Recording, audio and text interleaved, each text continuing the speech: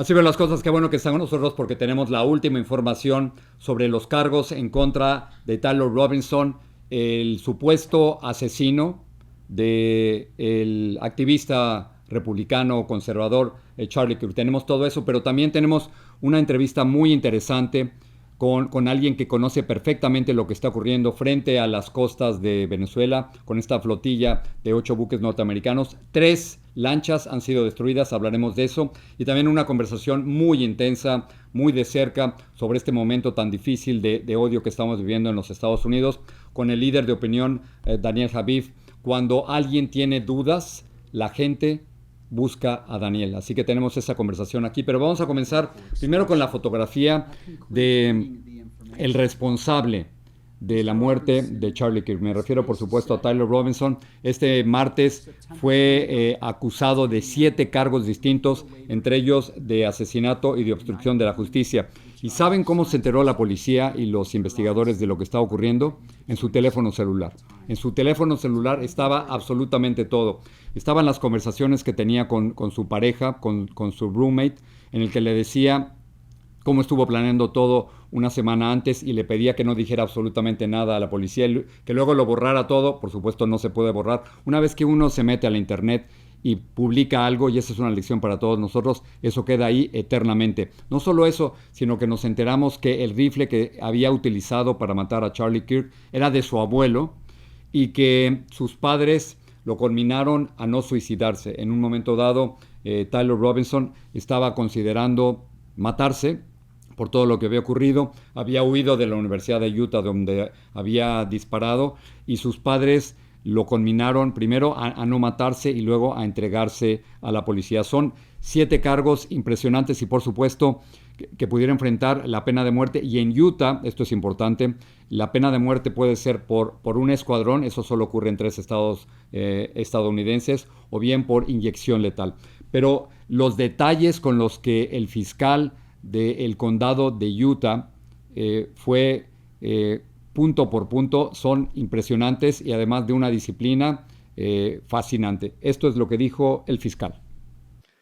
Today, after reviewing the evidence that law enforcement has collected thus far, I am filing a criminal information charging Tyler James Robinson, age 22, with the following crimes. Count 1, aggravated murder, a capital offense, for intentionally or knowingly causing the death of Charlie Kirk under circumstances that created a great risk of death to others. Count 2, felony discharge of a firearm causing serious bodily injury, a first-degree felony. The state is further alleging aggravating factors on counts 1 and 2 because the defendant is believed to have targeted Charlie Kirk based on Charlie Kirk's political expression and did so knowing that children were present and would witness the homicide. Mientras tanto, todos estamos siguiendo el debate que hay en los Estados Unidos sobre la violencia política y cómo unos se acusan a otros, cómo los demócratas acusan a los republicanos acusan a los demócratas y grupos de ultraderecha acusan a grupos de ultraizquierda, y realmente nos encontramos en un momento sumamente difícil. El vicepresidente de los Estados Unidos, J.D. Vance, hizo algo que yo nunca había visto.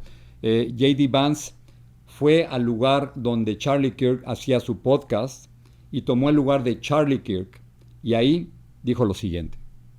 Something has gone very wrong with a lunatic fringe, a minority, but a growing and powerful minority on the far left.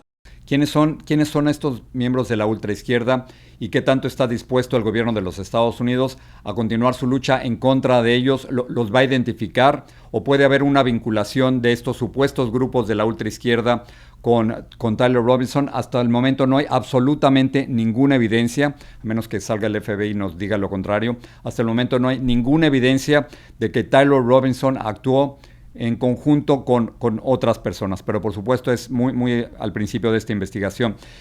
Hay otras voces que están sugiriendo de que este es el camino equivocado, es decir, que si los republicanos atacan a los demócratas o los demócratas a los republicanos, que no vamos a salir absolutamente a ningún lado, y que la idea, que es una idea, por supuesto, que hay que alabar, que apoyar, que la idea es que no somos enemigos. Tenemos puntos de vista en los Estados Unidos, la primera enmienda de la Constitución nos lo permite, pero no somos enemigos. Y lo que le está diciendo es la gobernadora de Michigan, Gretchen Whitmer, que en el 2020 ella sufrió esta persecución política cuando estuvo a punto de ser secuestrada. Esto es lo que dijo la gobernadora. For too long, we've been caught in a spiral of dangerous rhetoric and political violence. This year, Pennsylvania Governor Josh Shapiro's house was firebombed on Passover. Former Minnesota House Speaker Melissa Hortman and her husband were murdered. Last year, President Trump was almost assassinated.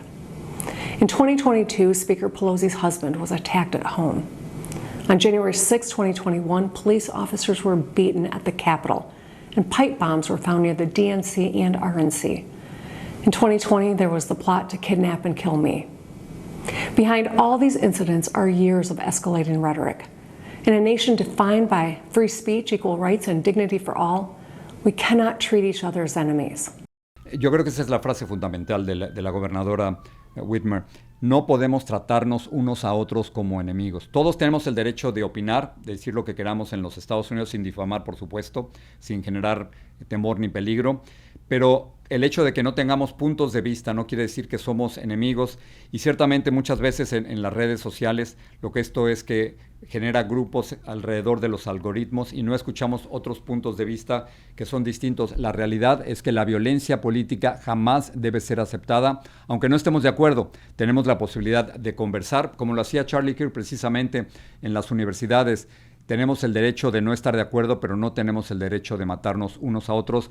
Dice la gobernadora, tiene toda la razón, no somos enemigos. Sin embargo, existe en este país la idea de que los discursos de odio, hate speech, como se les dice en inglés, se siguen extendiendo y no nos podemos poner de acuerdo. Y quiero presentarles un intercambio muy simbólico de lo que está ocurriendo cuando un reportero de la cadena ABC le pregunta al presidente de los Estados Unidos, Donald Trump, sobre estos discursos de odio y el presidente, bueno, acaba dirigiéndose directamente al reportero. Esto es lo que ocurrió.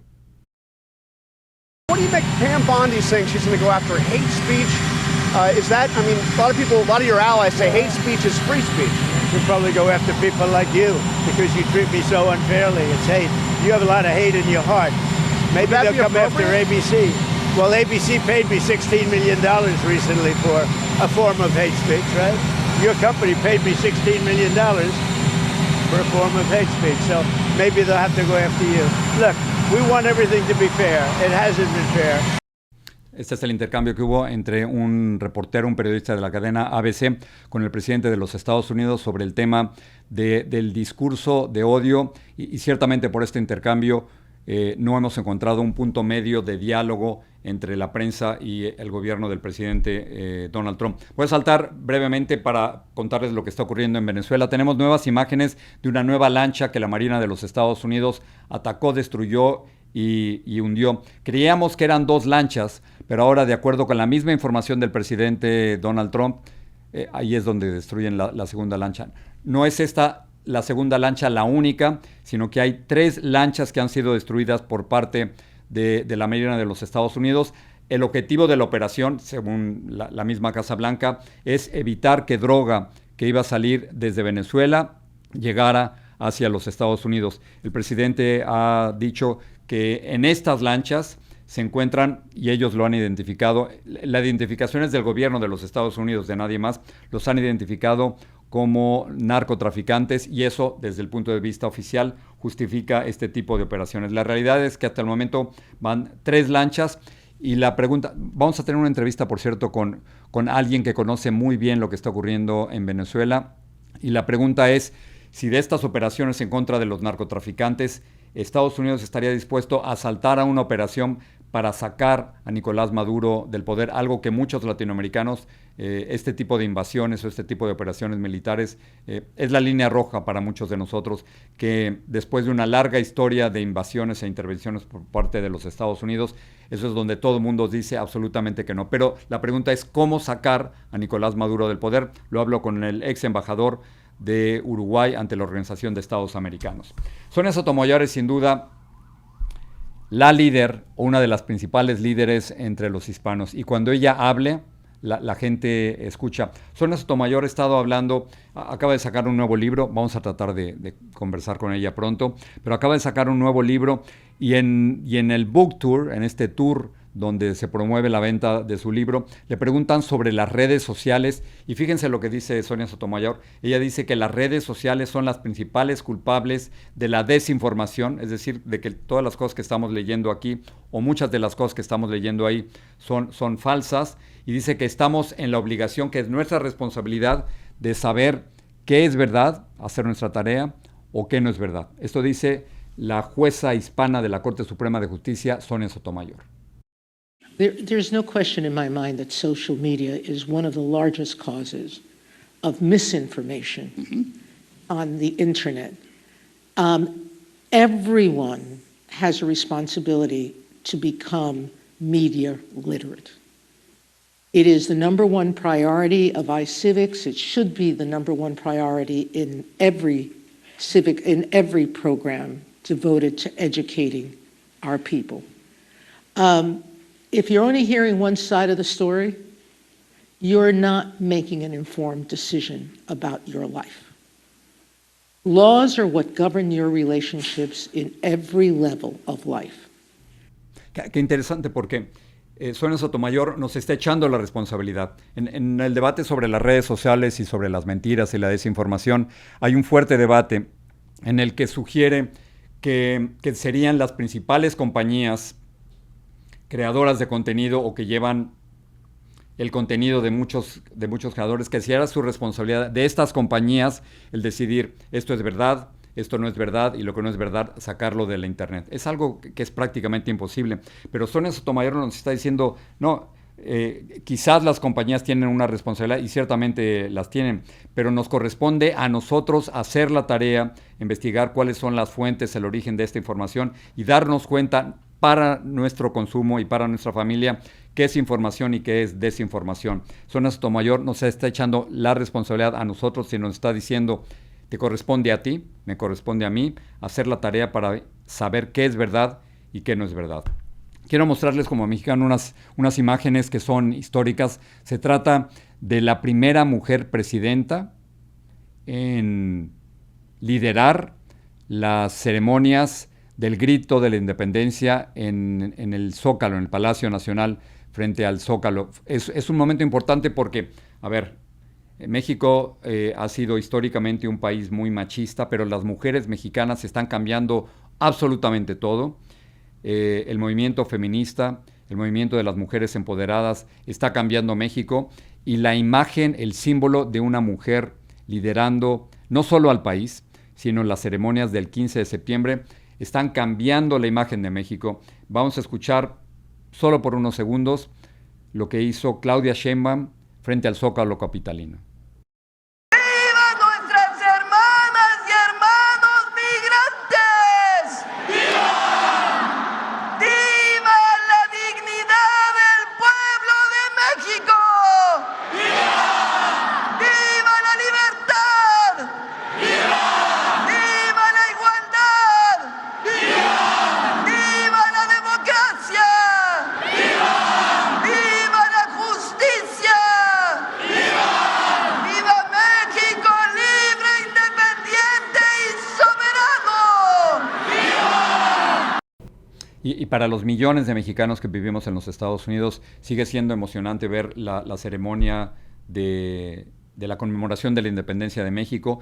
Y de nuevo, creo que es importantísimo y simbólicamente fundamental darnos cuenta del cambio que se está viviendo en México ahora con la presidenta Claudia Sheinbaum al frente de estas conmemoraciones. una mala noticia, se nos murió Robert Redford. Digo se nos murió porque es un actor al que muchos de nosotros hemos seguido. Se murió a los 89 años de edad. Y como periodista es increíble porque Robert Redford desde luego es un actor, pero todos lo recordamos por su papel como el periodista Bob Woodward, que junto con el Washington Post en 1974 lograron la renuncia del presidente Richard Nixon. Todos queríamos ser Robert Redford, todos queríamos ser Bob Woodward, y creo que la influencia de esa película, All the President's Man, Todos los hombres del presidente, nos cambió a muchos y nos hizo apreciar y agradecer esta maravillosa profesión del periodismo. Y ya que estamos hablando de periodismo, quiero contarles algo muy personal. Este miércoles estoy sacando un nuevo podcast en inglés. Lo estoy haciendo con mi hija Paola Ramos, quien mañana va a estar aquí en el programa. El podcast se llama The Moment y es un podcast en que tenemos una conversación muy abierta, muy auténtica, muy sincera, padre e hija, una conversación entre generaciones, y al mismo tiempo estamos invitando a personajes que tienen que ver con nuestra vida pública, a políticos, a artistas, a escritores, a gente que tiene que ver con temas latinos. Y entonces lo estamos lanzando este nuevo podcast e hicimos un promo en inglés, yo con acento por supuesto, pero ahí está el promo en inglés, y quiero que escuchen una parte de lo que Paola y yo vamos a estar haciendo. I'm Jorge Ramos. And I'm Paola Ramos. This is The Moment, a new podcast from iHeartRadio and Radio Ambulante Studios, a space for the conversations we've been having with each other for years about this country, about our community, about what it means to live through a time as uncertain as this one. So I actually spent election night with mixed status families in Arizona who were absolutely crushed by Trump's victory. But then I spent inauguration day at a party hosted by Latino insurrectionists who were feeling something completely different. They were elated by what they imagined was to come. These last elections, in a way, confirmed something that I've been aware of for a very long time. No? And it's this idea that Latinos are one of the most misunderstood and complex communities in America. So what that means is that we need deep conversations to help us understand what's happening. And so our new show, The Moment, will be the home for those conversations. There's not a single day that Paola and I don't call or text each other, sharing news and thoughts about what's happening in the country. This new podcast will be a way to make that ongoing intergenerational conversation public. Ahí está. ¿Qué tal mi hija Paola? La verdad que estoy súper orgulloso. Imagínense que tú tuvieras la oportunidad de trabajar con tu hija o con tu hijo. Y esta es una oportunidad única que los dos queremos aprovechar muchísimo. Así que comienza este miércoles. Pueden encontrar el podcast en inglés. Y todos practicamos el inglés. Lo pueden encontrar en inglés aquí en nuestra página. Jorge Ramos _ Así veo las cosas. Y ahí bajas un poquito, le scrolleas hacia abajo y ahí vas a encontrar The Moment. La primera entrevista es con Zoran Mamdani, quien de acuerdo con las encuestas pudiera convertirse en el primer alcalde musulmán socialista en la historia de los Estados Unidos. Así que ya lo saben, se llama The Moment, conmigo y con Paola Ramos. Y ahora vamos con nuestra primera entrevista en Así veo las cosas.